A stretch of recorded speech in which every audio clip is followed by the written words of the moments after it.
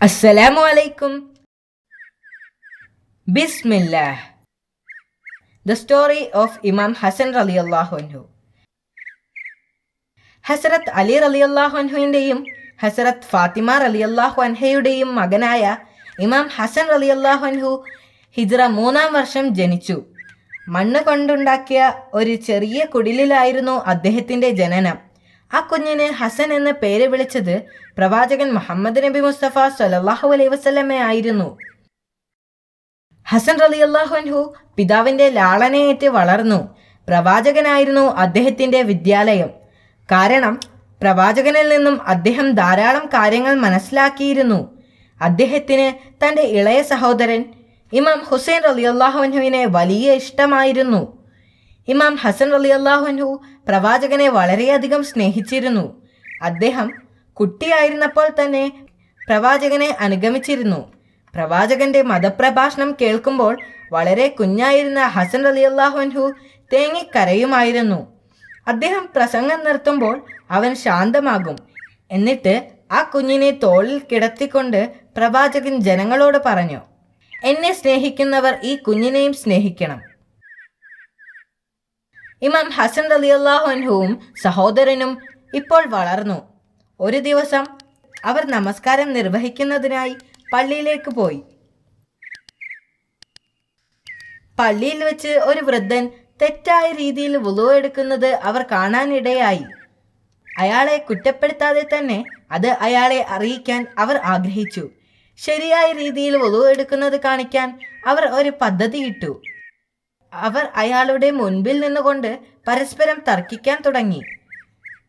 നിന്നേക്കാൾ നന്നായി വുളു എടുക്കുന്നത് ഞാനാണ്, ഹസൻ റളിയല്ലാഹു അൻഹു തൻ്റെ സഹോദരനോട് പറഞ്ഞു. ഞാൻ ചെയ്യുന്നതാണ് ഉത്തമം എന്ന് എല്ലാവർക്കും അറിയാം. ഹുസൈൻ റളിയല്ലാഹു അൻഹു മറുപടി നൽകി.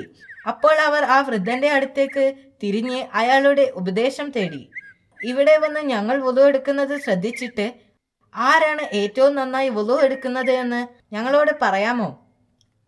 ആ വൃദ്ധൻ സമ്മതിച്ചു. അവർ രണ്ടുപേരും ശരിയായ രീതിയിൽ വുളു എടുക്കാൻ ആരംഭിച്ചു. വുളുവിന്റെ ശരിയായ മാർഗം തന്നെ പഠിപ്പിക്കുന്നതിനായി അവർ ഈ പ്രവൃത്തിയിലൂടെ ശ്രമിച്ചതാണെന്ന് ആ വൃദ്ധന് മനസ്സിലായി. അദ്ദേഹം പറഞ്ഞു, നിങ്ങൾ ഇരുവരും ശരിയായ രീതിയിലാണ് വുളു എടുത്തിരിക്കുന്നത്. ഞാൻ ഒരു വൃദ്ധനാണ്. ഞാൻ തെറ്റായ രീതിയിലൂടെയാണ് വുളു എടുത്തിരുന്നത്. എൻ്റെ തെറ്റ് എനിക്ക് മനസ്സിലായി. എനിക്ക് നിങ്ങളോട് വളരെയധികം നന്ദിയുണ്ട്.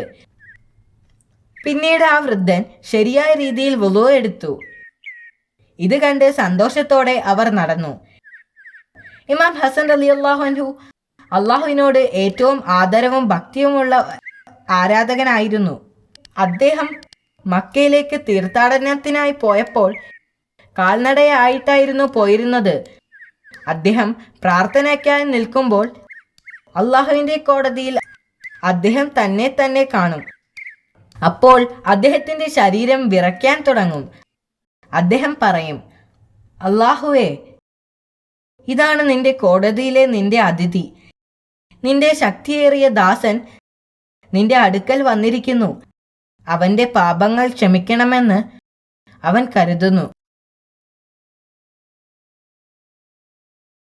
ഒരു ദിവസം ഇമാം ഹസൻ റളിയല്ലാഹു അൻഹു കുതിരപ്പുറത്ത് കയറി പോകുകയായിരുന്നു. അദ്ദേഹം ഒരു മനുഷ്യനെ കണ്ടുമുട്ടി. അയാൾ മുആവിയയുടെ കൂട്ടുകാരിൽ ഒരാളാണെന്ന് അദ്ദേഹത്തിന് അറിയാമായിരുന്നു. അവർ ഇസ്ലാമിൻ്റെ ശത്രുക്കളാണ്.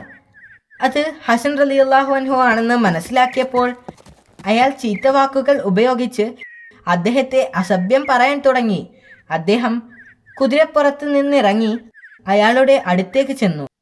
എന്നിട്ട് അദ്ദേഹം പറഞ്ഞു, നിങ്ങൾ ഒരു യാത്രക്കാരനാണ്, ഒരു പ്രാദേശികനല്ല. ഞങ്ങളുടെ ശത്രുക്കളാൽ നിങ്ങൾ പ്രലോഭിപ്പിക്കപ്പെട്ടിരിക്കുന്നു. അതുകൊണ്ടാണ് നിങ്ങൾ ഇത്ര മോശം ഭാഷ ഉപയോഗിക്കുന്നത്. നിങ്ങൾക്ക് ഒരു ആവശ്യം വന്നാൽ ഞാൻ അത് പൂർത്തിയാക്കാൻ ശ്രമിക്കും. നിങ്ങൾക്ക് വിശക്കുന്നുവെങ്കിൽ ഞാൻ നിങ്ങൾക്ക് ഭക്ഷണം നൽകാം. നിങ്ങൾക്ക് വസ്ത്രങ്ങൾ വേണമെങ്കിൽ ഞാൻ അത് നിങ്ങൾക്ക് നൽകും. നിങ്ങൾക്ക് താമസിക്കാനാകുന്ന ഒരു വീടില്ലെങ്കിൽ ഞാൻ നിന്നെ എൻ്റെ വീട്ടിലേക്ക് കൊണ്ടുപോകുകയും നിങ്ങളെ സംരക്ഷിക്കുകയും ചെയ്യാം. അയാൾക്കിത് കേട്ടപ്പോൾ ലജ്ജയും വിഷമവും ഉണ്ടായി. അയാൾ കരഞ്ഞുകൊണ്ട് അദ്ദേഹത്തോട് മാപ്പ് പറഞ്ഞു.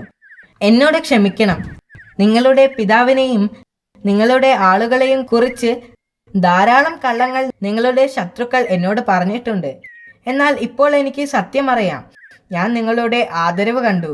നിങ്ങൾ എല്ലാവർക്കുമിടയിൽ ബഹുമാന്യനും സ്വീകാര്യനുമായ വ്യക്തിയാണ്. കുറച്ചു കാലം കഴിഞ്ഞ് ആ മനുഷ്യൻ ഇസ്ലാമിലേക്ക് പരിവർത്തനം ചെയ്യപ്പെടുകയും അയാളുടെ മരണം വരെ വിശ്വാസത്തിനു വേണ്ടി നിലകൊള്ളുകയും ചെയ്തു. ഇസ്ലാമിന്റെ ആദ്യകാലങ്ങളിൽ ഉണ്ടായിട്ടുള്ള പ്രവാചകന്റെ വഫാത്ത് ഉൾപ്പെടെയുള്ള നിർഭാഗ്യകരമായ പല സംഭവങ്ങൾക്കും അദ്ദേഹത്തിന് സാക്ഷിയാകേണ്ടി വന്നിട്ടുണ്ട്. മാതാവിന്റെ മരണം, പിതാവിന്റെ നേതൃത്വത്തെ നിഷേധിക്കൽ, പിന്നെ അദ്ദേഹത്തിന്റെ പിതാക്കന്മാർ ഖലീഫയായിരുന്ന കാലഘട്ടത്തിലെ പ്രക്ഷുബ്ധകാലം, പിന്നീട് അദ്ദേഹത്തിന്റെ പിതാവ് അലി റളിയല്ലാഹു അൻഹുവിന്റെ മരണശേഷം അദ്ദേഹം ഒരു ഉത്തരവാദിത്തമുള്ള നേതാവായി. മുസ്ലിം സാമ്രാജ്യത്തിൽ എല്ലായിടത്തും നിലനിന്നിരുന്ന അഴിമതിക്കെതിരെ അദ്ദേഹം പോരാടി. അദ്ദേഹം മുആവിയയുമായി സമാധാന കരാറിൽ ഏർപ്പെടാൻ അദ്ദേഹം നിർബന്ധിതനായി. ഇമാം ഹസൻ റളിയല്ലാഹു അൻഹുവിന്റെ മരണം അടുത്തിരുന്നു. അന്ന് ഹിജ്റ 50-ാം വർഷം സഫർ മാസം 28-ന് അദ്ദേഹം പതിവ് പോലെ നോമ്പെടുത്തിരുന്നു. ആ ദിവസം അദ്ദേഹത്തിന്റെ ഭാര്യ പാലിൽ വിഷം കലക്കി അദ്ദേഹത്തിന് നോമ്പ് തുറക്കുമ്പോൾ നൽകി. ആ പാലിൽ നിന്നും കുറച്ച് കുടിച്ചപ്പോൾ തന്നെ അദ്ദേഹത്തിന് സത്യം മനസ്സിലായി. അദ്ദേഹം പറഞ്ഞു, അള്ളാഹുവിന്റെയും പ്രവാചകന്റെയും ശത്രുവായ നീ പാലിൽ വിഷം ചേർത്തിരിക്കുന്നു. അള്ളാഹു നിന്നെ കൊല്ലും. അള്ളാഹുവാണേ, നീയും മുആവിയയും നിന്ദിതരും വെറുക്കപ്പെട്ടവരുമായി തീരും. വിഷം ഉള്ളിൽ ചെന്ന അദ്ദേഹം അസ്വസ്ഥനാവുകയും കുറെ വേദന സഹിക്കുകയും ചെയ്തു. അദ്ദേഹത്തിന്റെ സഹോദരൻ ഹുസൈൻ റളിയല്ലാഹു അൻഹു ഉൾപ്പെടെ ധാരാളം ആളുകൾ അദ്ദേഹത്തെ സന്ദർശിച്ചു. അദ്ദേഹത്തിന്റെ ആരോഗ്യം നഷ്ടപ്പെട്ടിരുന്നു. അദ്ദേഹം തന്റെ സഹോദരനോട് പറഞ്ഞു, ഞാൻ ജീവിതത്തിൽ 3 തവണ വിഷം രുചിച്ചു നോക്കിയിട്ടുണ്ട്. എന്നാൽ ഇത്രയ്ക്കും മാരകമായ ഒരു വിഷം ഇതാദ്യമാണ്. ആരാണ് എൻ്റെ സഹോദരന് വിഷം നൽകിയത്? ഹുസൈൻ റളിയല്ലാഹു അൻഹു ചോദിച്ചു. ഞാൻ അത് പറഞ്ഞാൽ നിനക്ക് എന്ത് ചെയ്യാൻ കഴിയും? നീ അവരോട് പോരാടുമോ? അദ്ദേഹം ചോദിച്ചു. ഞാനെല്ലാം സർവശക്തനായ അള്ളാഹുവിനെ വിട്ടുകൊടുക്കുന്നു. മരണത്തിന്റെ തൊട്ടു മുൻപ് പോലും അദ്ദേഹം മഹാമനസ്കനും ദയാലുവുമായിരുന്നു.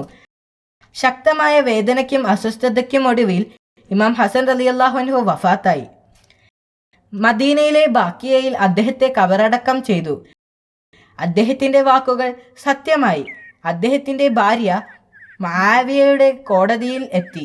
ഏതാനും ദിവസങ്ങൾക്കുള്ളിൽ അവൾ മരിച്ചു. ഇമാം ഹസൻ റളിയല്ലാഹു അൻഹുവിന്റെ മരണത്തിനു മുൻപ് അദ്ദേഹം ഇമാമത്തിന്റെ കാര്യങ്ങൾ തന്റെ സഹോദരനായ ഇമാം ഹുസൈൻ റളിയല്ലാഹു അൻഹുവിനെ ഏൽപ്പിക്കുകയും